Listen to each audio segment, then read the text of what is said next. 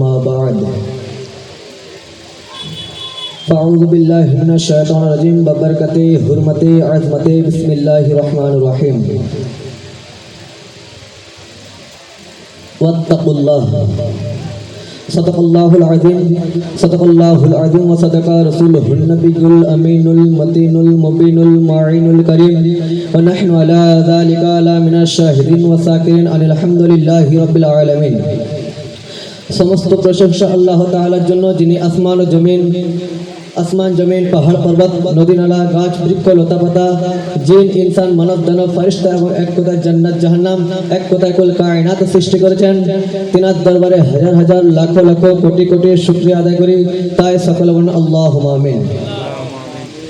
তারপরে পরে দরুদে কামিলা নাজিল হক অবতীর্ণ হক অর্পিত হক বর্ষিত হক আমিনাল লাল মরুর দুলাল মক্কার সরদার মদিনার তাইদার রহমতের ভান্ডার দয়ার অবতার পাপীদের উদ্ধার বিশ্ব রসুল নূরের পুতুল বিশ্ব নভমণ্ডলের কান্ডার বিশ্ব নবী প্রেমের ছবি ইসলামের ছবি তথা মুহাম্মদ আল আরবি হাসানি হিজাজি মক্কি মাদানী কুরাইশ নবী মুহাম্মদ রাসূলুল্লাহ সাল্লাল্লাহু তাআলা আলাইহি ওয়াসাল্লামের প্রতি উচ্চ স্বরে ভক্তি ভরে নবীকে হাজির ও নাজির জেনে এবং মেনে তিনার প্রতি দরুদ শরীফের নজরানা পেশ করে আল্লাহুম্মা সাল্লি আলা সাইয়্যিদিনা মাওলানা ওয়া আলা আলি সাইয়্যিদিনা মাওলানা মুহাম্মদ সাল্লাল্লাহু তাআলা আলাইহি ওয়াসাল্লাম। আজ আমি আপনাদের নিকট কুরআন শরীফ 30 পারা 114টি সূরা 6666 আয়াত ভরা মহান রব্বুল আলামিন বিশ্ববাসীকে জানিয়ে দিলেন, কালামুল্লাহ শরীফের মধ্যে ঘোষণা করলেন ওয়াত্তাকুল্লাহ। একটি আয়াতের মধ্যে ছোট টুকরা ওয়াত্তাকুল্লাহ, যার মানে যার ব্যাখ্যা করার পূর্বে আজ আমরা যে পবিত্র মেহফিলের মধ্যে বসেছি, যে পবিত্র জায়গার মধ্যে বসেছি, কি উপলক্ষে বসেছি সেটা সবাই জানেন যে আজ হযরতে ইমামে হুসাইন রাদিয়াল্লাহু তাআলা আনহু 10 দিন উপলক্ষে যা চাঁদ হিসেবে 20 মুহররমুল হারাম শরীফ উপলক্ষে আমরা এই জায়গার মধ্যে প্রস্তুত হয়েছি এবং সবাই একে অপরের সাথে উপস্থিত হয়ে আল্লাহর দরবারে নবী পাকের ওয়াস্তে এই যেন পবিত্র মেহফিলকে আমাদের দোয়াকে কবুল করে নেয়। তো আজ আল্লাহ তাবারক ওয়া তাআলা রব্বে কায়নাত পরওয়ারদিগার আলম কোরআন শরীফের মধ্যে ঘোষণা করলেন ওয়াত্তাকুল্লাহ, যার মানে যার ব্যাখ্যা যার তরজমা আল্লাহকে ভয় করো, আল্লাহকে ভয় করো। যে আজ আল্লাহ তাআলা কোরআন শরীফের মধ্যে অনেক জায়গায় প্রথম পারা থেকে 30 পারা পর্যন্ত অনেক জায়গায় বহুত জায়গায় আল্লাহ তাবারক ওয়া তাআলা ওয়াত্তাকুল্লাহ এই লফজটি ইস্তেমাল করেছেন, এই লফজটিকে ব্যবহার করেছেন, ইউজ করেছেন। ওয়াত্তাকুল্লাহ আল্লাহ তাআলা অনেক জায়গার মধ্যে ইস্তেমাল করেছেন, যার মানে বলতে যে আল্লাহ তাআলাকে ভয় করো, আল্লাহ তাআলাকে ভয় করো। কারণ আল্লাহ তাআলাকে ভয় করার কারণ কি? আজ সবাই মুসলমান বলে থাকে আজ আমরা আল্লাহকে ভয় করি, আল্লাহকে ভয় করে বলে থাকে মুখ থেকে, কিন্তু কোনো কাজ থেকে না। আল্লাহকে ভয় করার আল্লাহ যেগুলি বলেছেন নির্দেশাবলীগুলি সেগুলিকে মেনে চলতে হবে আজ আমাদেরকে।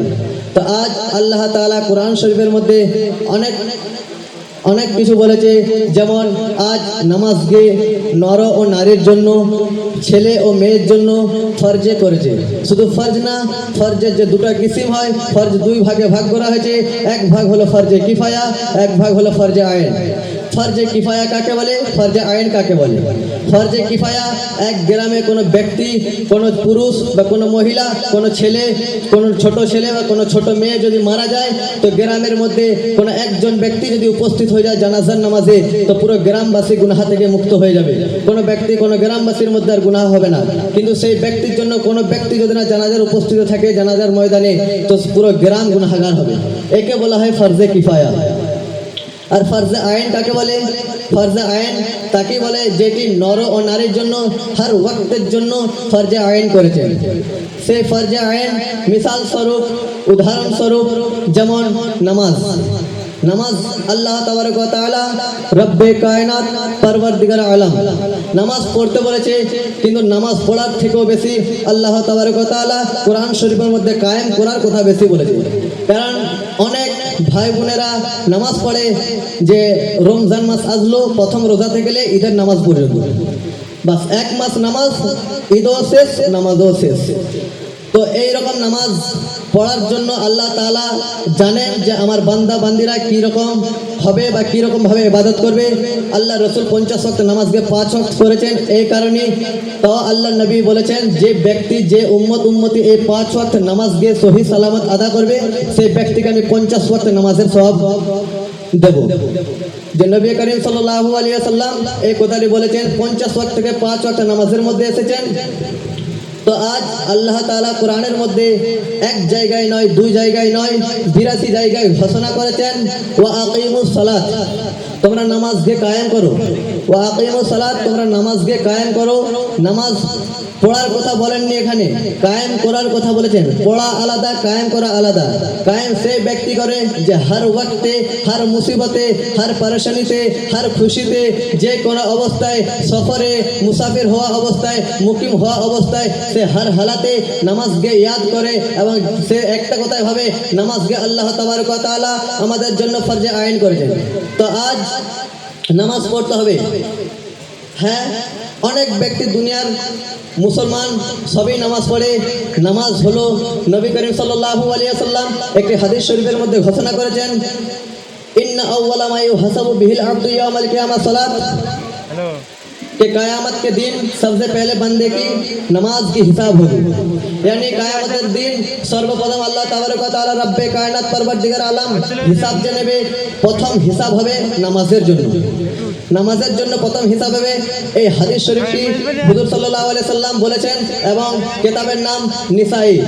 নিসাই কিতাবের মধ্যে সফা নম্বর 55 পাতা নম্বর 55 মধ্যে বলেছে এই হাদিসটি ইন্না আউওয়ালা মা ইউহাসাবু বিহিল আবদু কিয়ামা সালাত, কায়ামত के दिन सबसे पहले नमाज की हिसाब होगी। তো আজ নামাজের জন্য এই জায়গায় নবী পাক বললেন, আরেক জায়গায় অপর এক হাদিসে বলেছেন যে নামাজ হলো আলামত। কিসের আলামত? যেমন প্রত্যেকটা জিনিসের আলামত হয়। সকাল হলে যখন ঘরের মধ্যে দেখতে পাওয়া যায় যে সূর্যের আলো এসছে তো বোঝা যায় যে এই সূর্য বেরিয়েছে। সূর্যের আলো না আসলে বোঝা যায় যে এই মেঘ হয়েছে। তো সেরকম মানুষেরও একটা আলামত থাকে ঈমান, যে ঈমানের আলামত হলো নামাজ। নামাজ যে ব্যক্তি পড়ে তার মধ্যে ঈমানের আলামত আছে, আর নামাজ যে ব্যক্তি পড়ে না তার মধ্যে ঈমানেরও খতরা আছে। তো আজ ওয়াত্তাকুল্লাহ যে আয়াত কেনে বলতে চলেছি, নামাজ পড়ার কথা এখানে প্রথম বলেছে, কিন্তু নামাজ পড়ার পরও কি হুকুম আছে আর নামাজ না পড়ার পরও কি হুকুম আছে কিছুক্ষণের মধ্যে আমি বলবো। তো আজ নামাজকে যেমন আল্লাহ তাবারক ওয়া তাআলা ফরজে আইন করেছেন, এইরকম করে যাকাতকেও ফরজ করেছেন মালিকের নিসাবদের জন্য। যারা বড় লোক ওয়াতু যাকাত, তোমরা যাকাতকে আদায় করো, কোরআনের মধ্যে ঘোষণা করেছেন। তো যাকাত সেই ব্যক্তি আদায় করবে যে ব্যক্তি মালিকের নিসাব হবে, যে ব্যক্তি বড় লোক হবে সেই ব্যক্তির জন্য। এবং হজ করতে বলেছে, যাকাত দিতে বলেছে, নামাজ সবের জন্য পড়তে বলেছে এবং রোজা সবই রাখতে বলেছে। তো যাই হোক, আজ যে পবিত্র মেহফিল ইমামে হুসাইন রাদিয়াল্লাহু তাআলা আনহু, ওই মেহফিল সম্বন্ধে কিছু বলবো। তার পূর্বে নামাজকে টানলাম, কারণ নামাজ হচ্ছে কায়ামতের সর্বপ্রথম হিসাব নেওয়া হয় কায়ামতের দিন নামাজের নিয়ে। তাই নামাজকে প্রথম টানলাম, তার কারণ একটাই, আজ নামাজ পড়ছেন, রোজা রাখছেন, হজ করছেন, যাকাত দিচ্ছেন, কিন্তু আপনার আকীদা যদি ঘাটপাট থাকে, আকীদার মধ্যে যদি কোনো রকমের ত্রুটি থাকে, আপনার কোনো কাজ লাগবে না। যেমন আজ আপনি অনেক ব্যক্তি হজের মধ্যে যায়, হজ করতে যাওয়ার আগে শখ করে যেন আমি জান্নাতুল বাকির মধ্যে ইন্তেকাল হয়ে যায়, আল্লাহ যেন আমার জান্নাতুল বাকির মধ্যে মত দিয়ে দেয়, আমার মক্কা মদিনার মধ্যে যেন মত দিয়ে দেয়, আরবের ধরতিতে যেমন মত দিয়ে দেয়। মত দেওয়াটার মানে এইটা নয় যে আরবের ধরতিতে মরে যাওয়ায় জান্নাতের কাজ হয়ে গেল।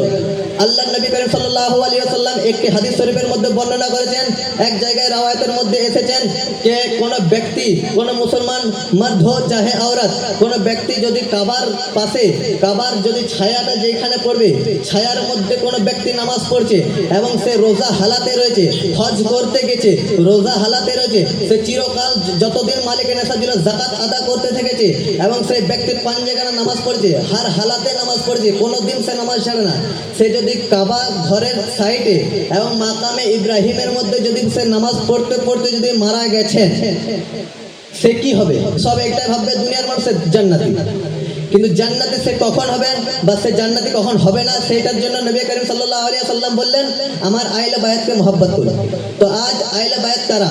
আহলে বায়াত আল্লাহকে মহব্বত করলেন, নবীকে মহব্বত করলেন, আর নবীর আহলে বায়াতকে মহব্বত করলেন না, তাহলে আল্লাহকে মহব্বত করা হলো না। কারণ আল্লাহ নবী করিম সাল্লাল্লাহু আলাইহি সাল্লাম একটা অপর হাদিস শরীফের মধ্যে বর্ণনা করলেন, হুসাইনু মিন্নি ওয়া আনা মিনাল হুসাইন আহাব্বা মান আহাব্বা হুসাইন। হুসাইনু মিন্নি ওয়া আনা মিনাল হুসাইন আহাব্বাল্লাহু মান আহাব্বা হুসাইন। নবী করিম সাল্লাল্লাহু আলাইহি সাল্লাম এই হাদিসটির মধ্যে বললেন যে আমার থেকে হুসাইন এবং আমি হুসাইনের থেকে। আর যে হুসাইনকে মহব্বত করলো তাকে আল্লাহ তাআলা মহব্বত করলো। তো আজ আপনি আল্লাহকে মহব্বত করলেন, নবীকে মহব্বত করলেন এবং আহলে বায়াতের দিকে গুস্তাখি রাখলেন, তিল বরাবর জাররা বরাবর, তো আজ আল্লাহ মহব্বত করবে না। কারণ আল্লাহ নবী ওই হাদিসটি বলেছে আপনার তিরমিজি শরীফ জিলদ নাম্বার 2 খণ্ড নাম্বার 2 এর মধ্যে বলেছে 619 পৃষ্ঠা এবং মিশকাত শরীফ 571 পৃষ্ঠার মধ্যে এই হাদিস শরীফটি বলেছে। এই হাদিস শরীফটিতে এটি বোঝা যায় যে নবী হুসেনের থেকে এবং হুসেন নবী থেকে, এবং হুসেনকে যে মহব্বত করবে আল্লাহ তাআলা তাকে মহব্বত করবে, আর হুসেনকে যে মহব্বত করবে না আল্লাহ তাআলা তাকে মহব্বত করবে না। তো আজ ইমামে হুসেন রাদিয়াল্লাহু তাআলা আনহু আহলে বায়াতের মধ্যে আছে। আহলে বায়াতের মধ্যে 5 জন আছে।